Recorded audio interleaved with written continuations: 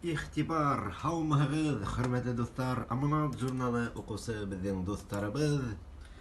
Аманат үҫмерҙәр журналы үҙенең интернет селтәрендәге бәйләнештә төркөмөндә тороусы дуҫтары араһында ата-әсәләре менән балалар өсөн данлыҡлы Һаҡмар шифахана 2 кешелек путевка уйната дуҫтар.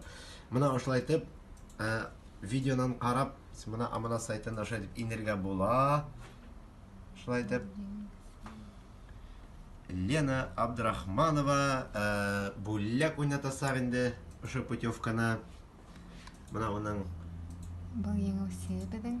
Эйе, шулай дип инеп, рәхәтләнеп, йәнгә сихәт, тәнгә шифа алып, рәхәтләнеп ата-әсәләрегеҙ менән путевка менән ял итеп, һыу инеп, йәй көндәрендә һаулыҡты нығытып алығыҙ. Мына Лена апай Абдрахманова шундай путевканы уйната. Уйнатмай, еңде.